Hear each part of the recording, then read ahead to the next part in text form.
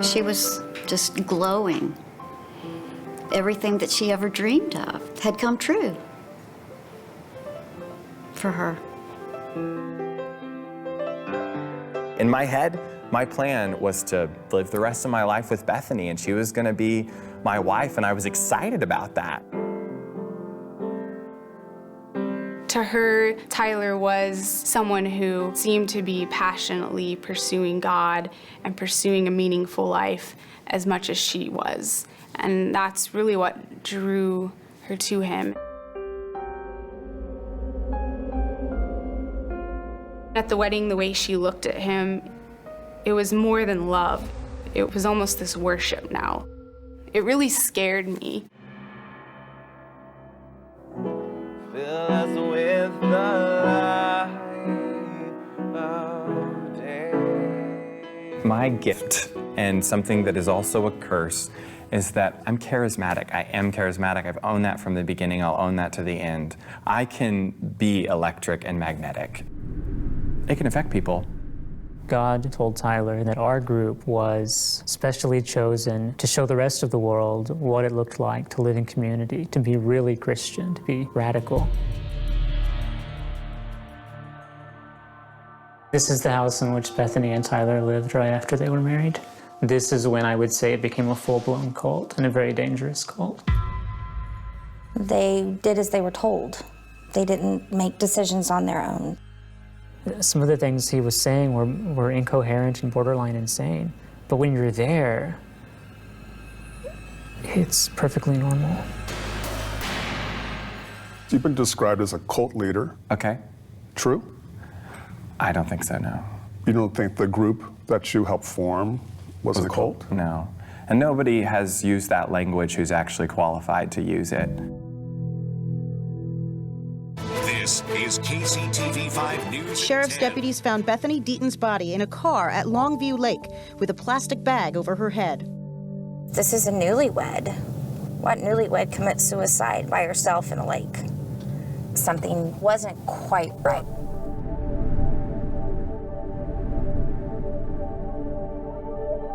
Did Bethany take her life? I don't believe she did. This was murder. She didn't die of natural causes, so yes. Bethany and I's relationship was definitely strained, but just because it was strained doesn't mean I was murderous.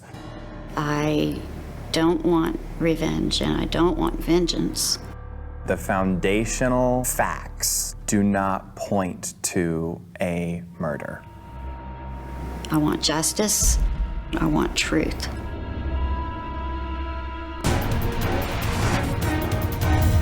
I'm Troy Roberts. Tonight on 48 Hours. Fall from grace.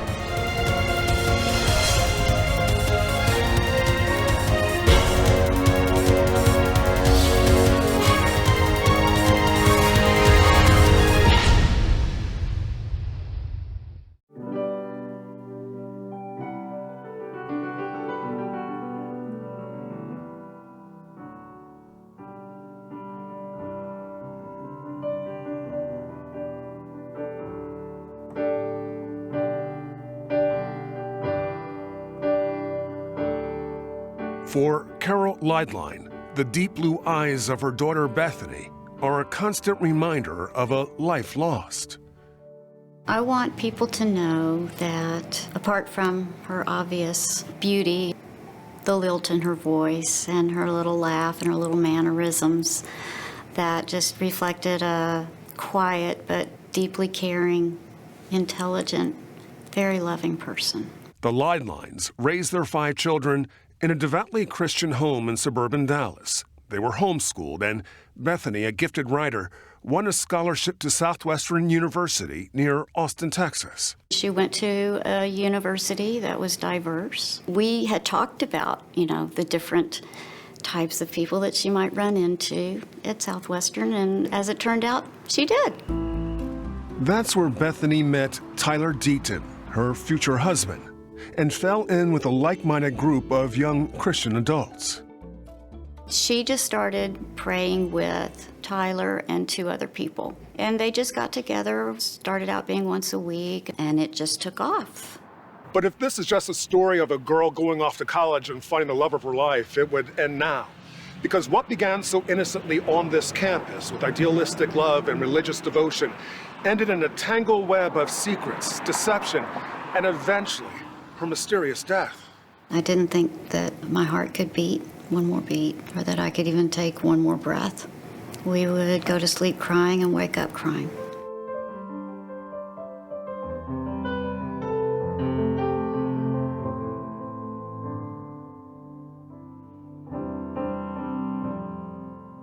The story began 7 years earlier. I get passionate and excited, but when another person sees someone else get passionate, excited, and authentic, they're naturally pulled into that. Tyler's charisma pulled in Bethany and other students as well. He frequently led intense prayer sessions where they tried to heal the sick and ward off evil spirits. Eric and I were aware that they were doing that, and we were in favor of it. We thought that was wonderful, that she had friends that she could share with in that way, share that faith with. Tyler found an immediate friend in Micah Moore, an intense undergrad from Houston. We were both musicians and both really loved learning about who God is. Another student, Bose Harrington, was brought into the group by Bethany and was also captivated by Tyler. I met Tyler his first week of freshman year in 2005. He seemed really humble, really kind, selfless, giving person, someone that you could trust. And that trust was shared by others. Very quickly, Tyler became the de facto leader of the group. Tyler felt that revival was going to come to Southwestern because we were praying. What does that mean? That the more we prayed, miracles would happen, and people would flock to our group. Did Tyler think he was a prophet? He thought he was an apostle. What did you think? At the time, it seemed reasonable. He was able to explain it in a way that made sense to us. I wanna give all that's inside of my heart. And Tyler definitely made sense to Bethany, who believed she had found the man she had always dreamed of. She confided in her lifelong friend, Taryn O'Brien. She told me that she had met a really amazing, brilliant man who loved God and loved others and who wanted to be involved in missions and prayer and just all of the things that she was so passionate about. And Kind of over the moon. yeah, I mean, she was very much over the moon for him. But at the same time, Tyler was going through a personal struggle. He believed he was gay, and for a long time he tried to repress and even tried to change his sexuality. In the very conservative Christian circles that we were raised in, there was the belief that homosexuality is a choice and that it can be changed and it can be healed, and she wanted to help heal him. To me, being gay meant you were this like messed up, even like villainous person. You couldn't love God. It was so I didn't identify as gay. In 2007, Tyler's religious life took a major turn. He decided to focus on mission work, and he went to Kansas City to attend a national convention put on by a church called the International House of Prayer, known by the acronym IHOP. In this urgent time, bring forth a generation who will lift up your name, Jesus. I wanted to go to IHOP. I loved the 24/7 prayer and worship. I loved that. And so I wanted to go there. After graduation, they did. Tyler, Bethany, and more than 20 members of the group packed up and moved from Southwestern University to Kansas City to study and pray at IHOP. Eventually settling in these two houses, separated by gender. They called themselves the community. They lived together and ate together. They had odd jobs and pooled their money. Bethany went back to school and became a nurse. And so what was the routine? Who established the rules? Tyler did. And that wasn't all. Bo says Tyler told members what to wear, when to eat, and even controlled the romantic relationships among their group. If you didn't abide by the rules, there was trouble. What kind of punishment would you receive if you broke these rules? It varied depending on the person. Can you give an example? There was a girl who was shutting herself off and being antisocial, so they took her bedroom door away. And Bose says when he questioned Tyler's authority, he was shunned. They didn't speak to you at all? No, sometimes they leave notes under the door, maybe once, twice a month. So how long did this go on for? 8 months. 8 months. Why did you stay? I really thought that we had some kind of purpose together. They were my friends. In 2010, after the community moved to Kansas City, Tyler had a change of heart about his sexuality, and he started to have feelings for Bethany. She called me up one night and she told me and Tyler had this conversation and he sees how much I love him. He had some kind of epiphany, some kind of moment where he at least thought that he was truly healed and felt some kind of attraction for her. Were you in love with Bethany? That is a great question. I love Bethany. But were you in love? I really genuinely thought that I was in love with her. After a brief engagement, Bethany and Tyler tied the knot in August 2012. On our wedding day, there was this like camaraderie, fun, playful, happy tone. Like my cheeks hurt from smiling so much. But on Bethany's special day, her friends and family felt left out. We weren't even participants. We were observers to this whole almost, messianic type union taking place. I remember thinking, she's still beautiful, but it's almost this faded, wilted kind of beauty. It's like this isn't Bethany anymore. Taryn said she had a premonition that it would be the last time she would see her good friend alive. It was almost like I felt like I had completely lost her, and that now that she was married to Tyler, she was completely gone.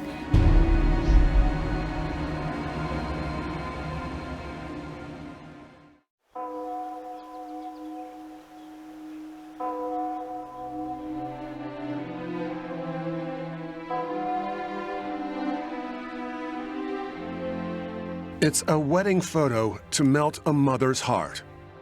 The newlywed Bethany Deon about to embark on the journey of a lifetime. She was radiantly happy. And that was her waving goodbye to everybody.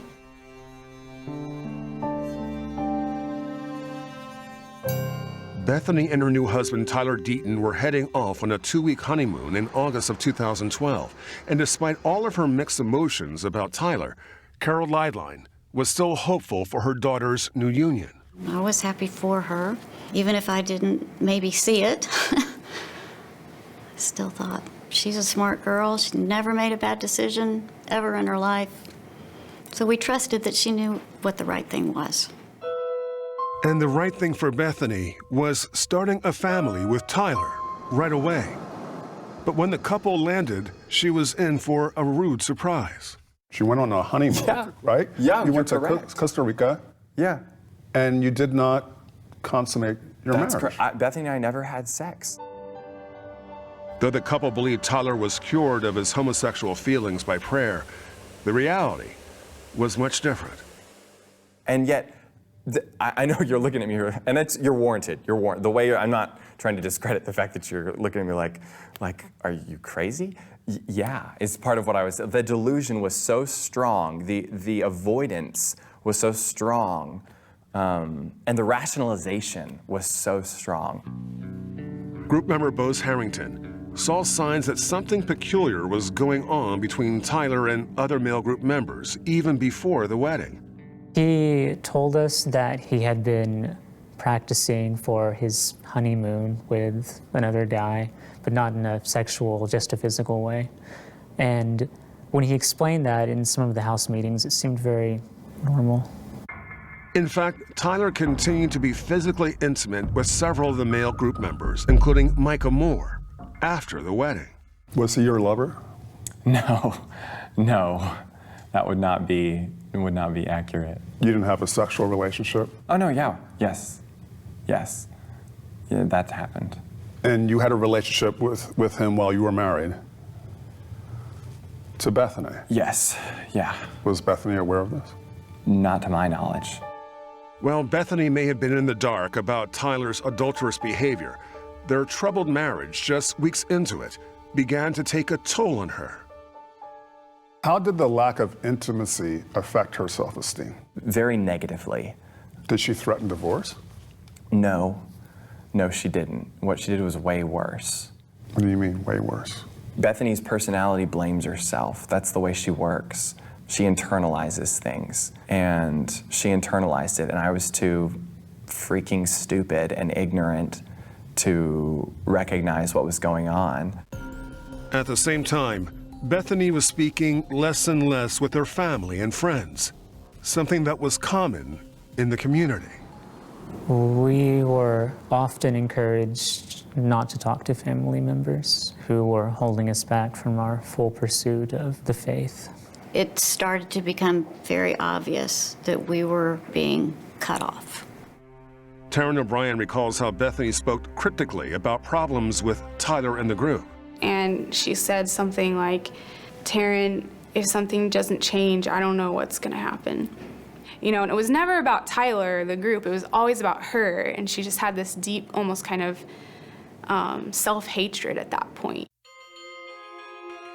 About 6 weeks into the marriage, Tyler says, Bethany appeared suicidal. She got more and more depressed and upset. She started saying things like, my soul is ruined. I'm just gonna go to hell now. I'm just gonna go to hell. And I remember the very first time she said this stuff, I was like, what are you talking about? We knew absolutely nothing of all this suicidal stuff. We didn't know about this deep, dark depression, supposedly, that was going on. We had no idea. They also had no idea that Bethany had been briefly admitted to a hospital psychiatric ward. She had expressed thoughts of suicide, and Tyler says she threatened to drink windshield washer fluid. Did you share that with her family? No. Why not? She didn't want them to know. That's one of many things I regret, but she didn't want her parents to know. They should have. They should have. At the time, even though the marriage was a sham, Tyler admits he didn't believe Bethany was really suicidal. He thought it was all just an act. Why? It was my messed up worldview. I thought there was no way someone could really just start believing this stuff and have like a snap like that. I thought that Bethany was doing what she was doing on purpose. I really did.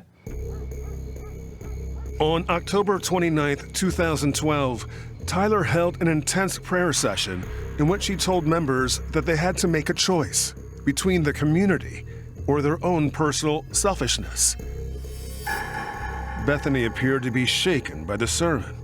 And Bethany was sitting with her back up against the wall, curled up into a ball with this like mortified facial expression, literally like that. Tyler was fed up with Bethany's behavior. And so there was a part of me that was like, I don't have anything else to do. I don't have anything else to say. What am I gonna do? Because normally, maybe you would have gone and tried to talk to her. If I was a good husband, that's what I would have done. The next day, Bethany went off to her job as a nurse. About 12 hours later, Detective Penny Cole of the Jackson County Sheriff's Department was called out to Longview Lake. There was a female body in a van. So when you arrived, where was the van? The van was actually parked right here. It was pulled in and facing towards the tree line there. What did you see when you approached the van? She was sitting in the back of the van on the right-hand side, kind of leaned up against the window. It was Bethany Deon. Her head was covered by a loose plastic bag, and there was an empty bottle of over-the-counter sleeping medication near her body.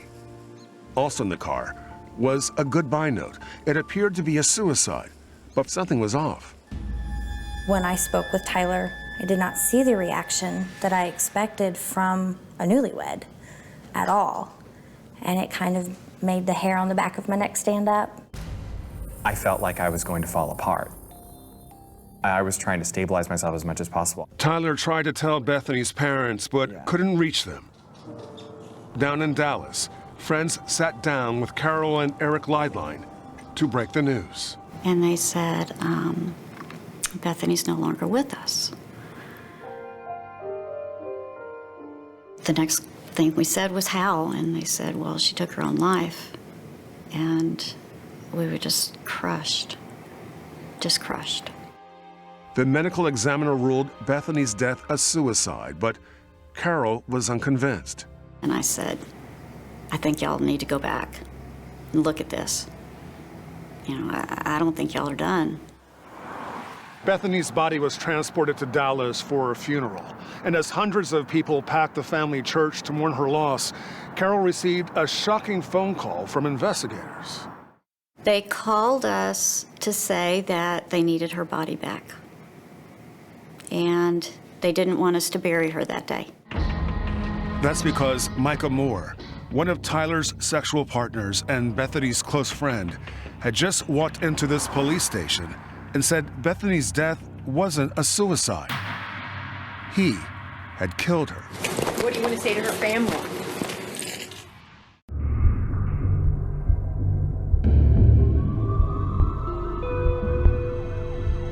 When we found out about Micah's confession,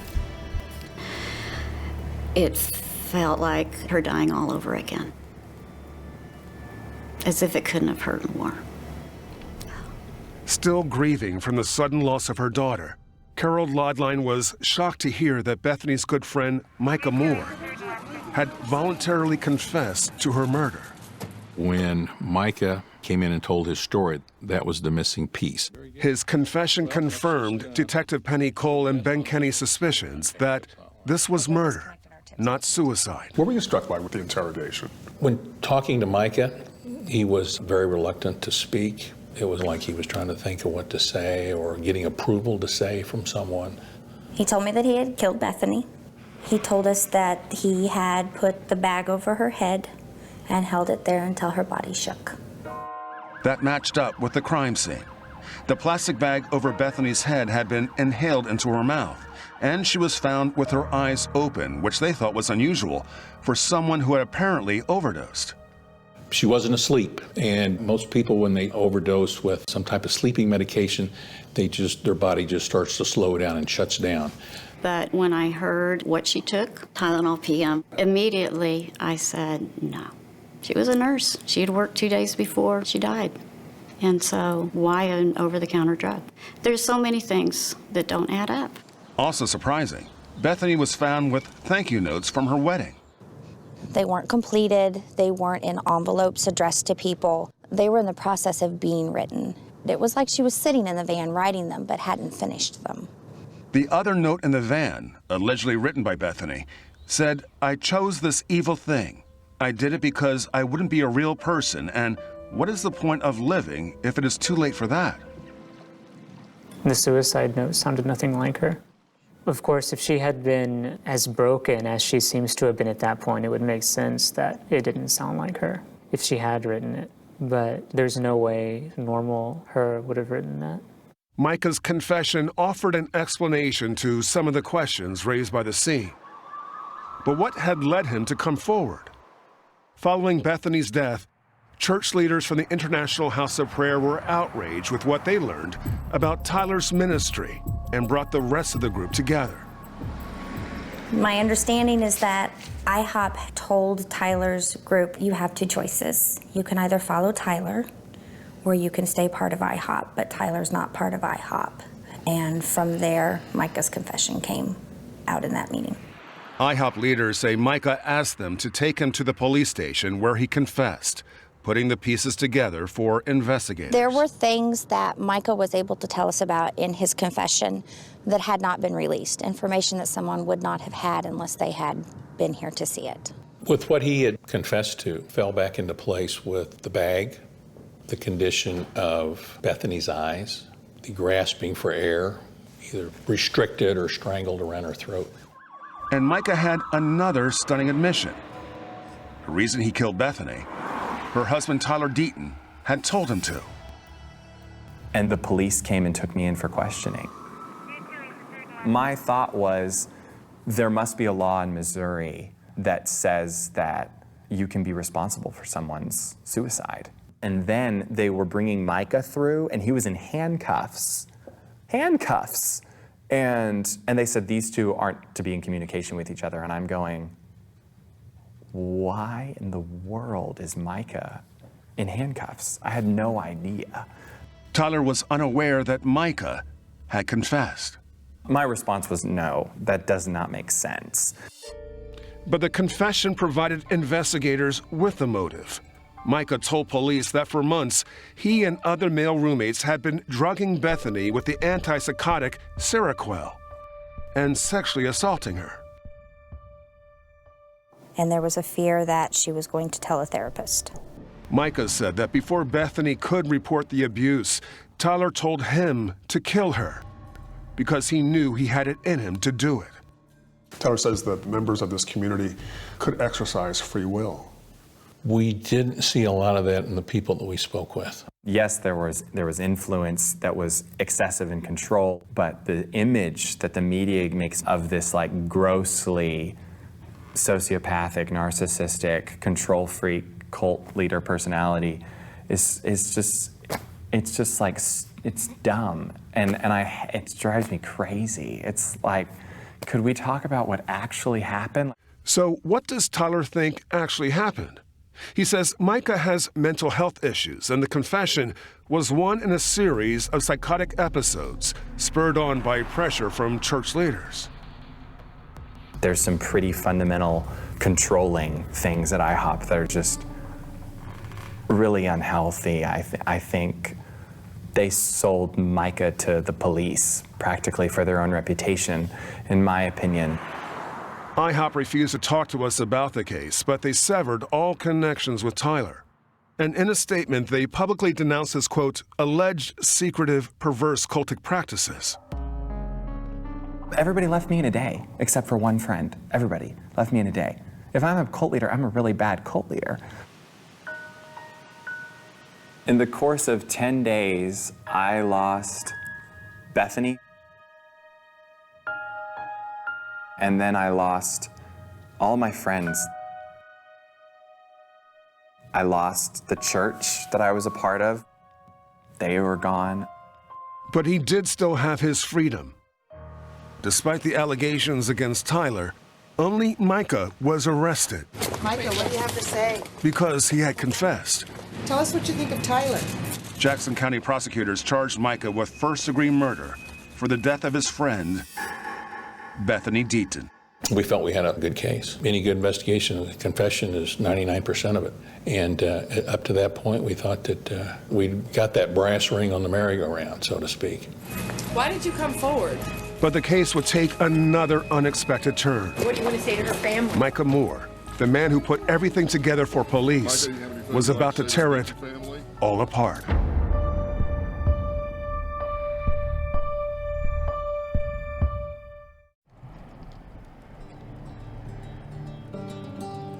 What do you think about the fact that Tyler hasn't been arrested? With Micah Moore's confession in hand, Why did you come forward?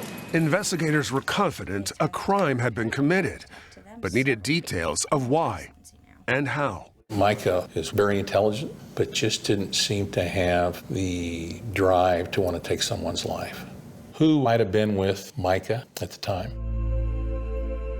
With all eyes on him as an alleged accomplice, Tyler categorically denies any involvement. I have to ask you the question directly. Did you order Micah to kill your wife? No, of course not. I mean, I've read the media, so I know the image. Micah is easily manipulatable. What's the implication?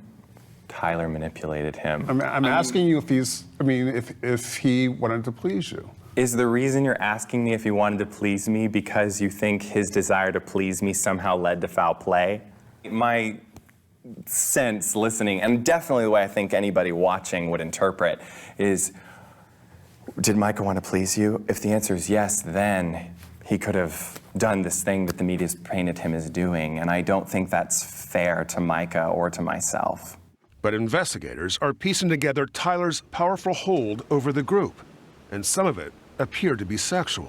The way it's been explained to us, Tyler was very close with the men in the community. Our understanding is that Micah, as well as the other men in the community, spent a considerable amount of time alone with Tyler, more than just guys out going and playing football. At least 4 other members came forward to investigators in the days after Bethany's death, with accounts of how Tyler used his authority to initiate secret sexual relationships with the men and referred to that activity as a religious experience.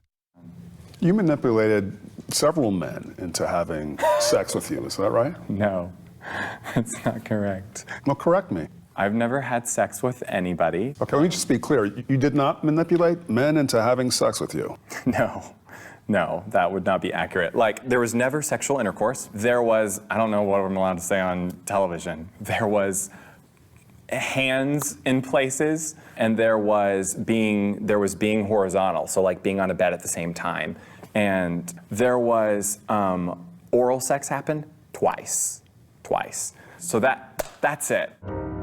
Police may have had their suspicions about Tyler's influence over the group, especially with Micah, but their case wasn't coming together the way they hoped. The forensic evidence simply wasn't matching his confession. Micah indicated that prior to her death that she had been given a drug in a water bottle, and then when she became incapacitated, she had been sexually assaulted by a number of the men that were in the household. But blood tests showed no Seroquel in Bethany's system, and police don't have a lot of evidence from the scene. There was nothing as far as fingerprints or DNA inside the vehicle. We just weren't able to focus anything beyond his confession. Is it possible that this was not a homicide? If we find further evidence that would lead us that direction, but right now it's in the balance. This was on a weighing scale. It's still teetering to that homicide. We've got a confession. What do you want to say to her family? He chose upon himself to come in and confess to a murder.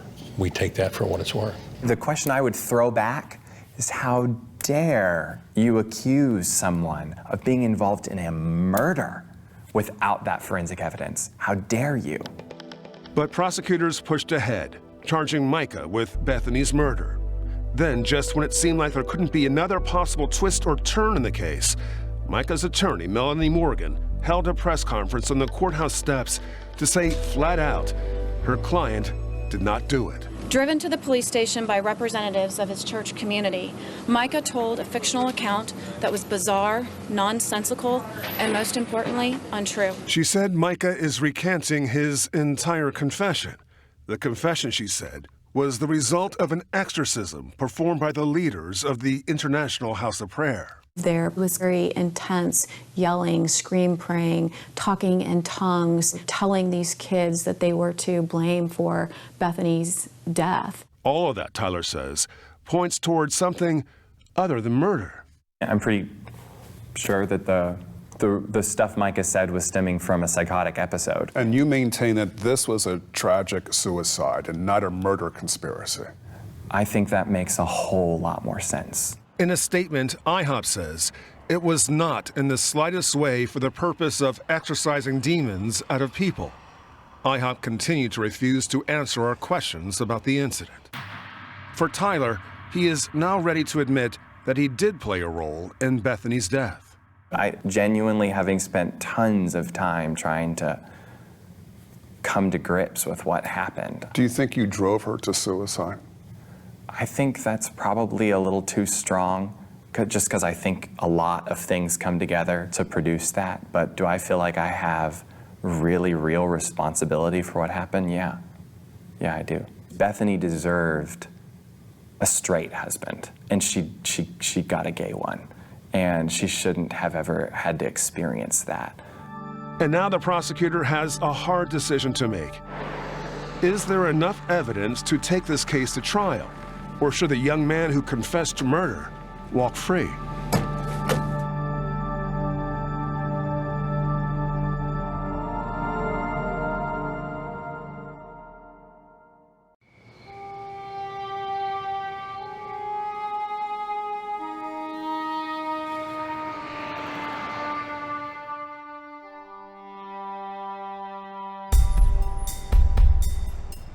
For 2 years, detectives Penny Cole and Ben Kenny have been trying to crack this case.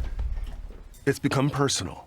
We have one of the photographs of Bethany taken obviously at a happier time in her life. And I keep that just to remind myself that this was somebody's daughter. Her picture there reminds me that Bethany's still waiting. Despite all of their efforts, the investigators were not able to substantiate Micah Moore's confession.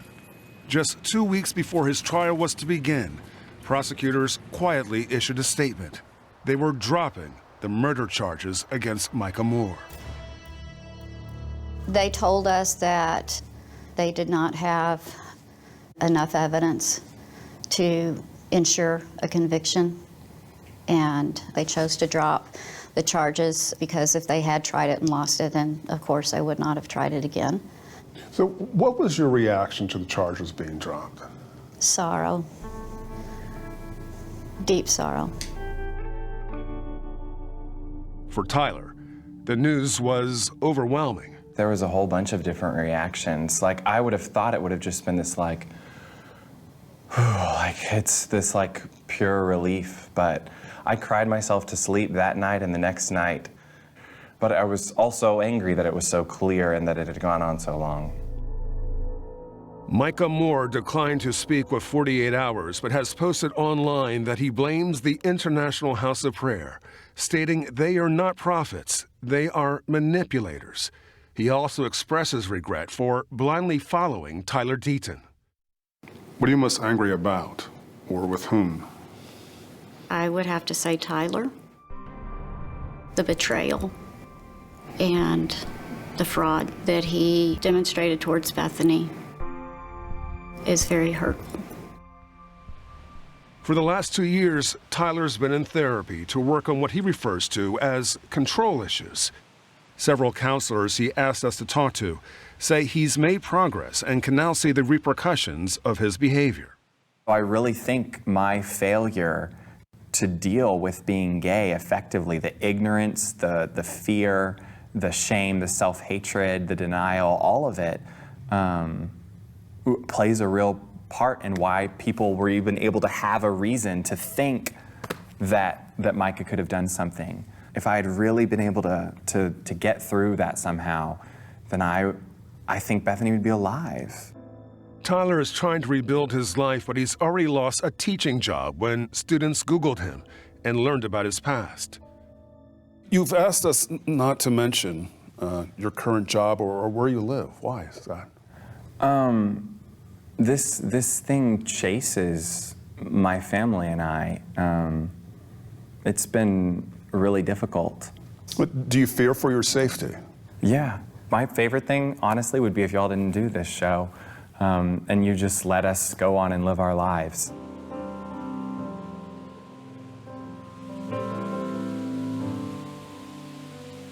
For Bethany's friend Taryn O'Brien, there is one nagging question about the whole tragic situation that keeps coming back to her.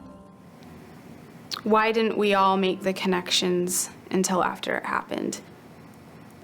Why couldn't we see, the unhealthiness of the situation before she died? What would you say to other parents who are concerned that their child may be involved in a dangerous I would say cult? don't let anybody get between you and your child. Don't let anybody cut your child off from their family. And the things that I started to see in her were identity changes. And I think that that's what Tyler did. He took her identity. He took all of their identities and said, no, this is who you really are. This is what you're supposed to be. Not what you think you're supposed to be. For 2 years, it was Carol Leidline who spoke for the family. Bethany's father, Eric, attended all of our interviews, but never said a word. Until now. And what he had to say was one final bombshell in this story. I think we share some thoughts, but I think the conclusion is different. In my particular understanding of the facts as we've come to know them at this point, I believe Bethany was severely depressed to the point of being suicidal. And I believe that she wasn't properly cared for or protected, in a very fragile state. And I think she took her own life. That's a conclusion, the police don't accept. For the best on this, whenever they get. Our case is still open. Yes. And we will continue to investigate it. Why is this still an active investigation? Homicides there's no statute of limitations. We're just going to keep looking at it, keep talking to people that we can find that we haven't already had an opportunity to speak with yet. So is it possible there may be arrests in the future? We would hope so. We're working toward that. Is Tyler a suspect? At this point in time, we have nothing to indicate that Tyler was directly involved in the death of his wife. What about indirectly? I would rather save that for another time.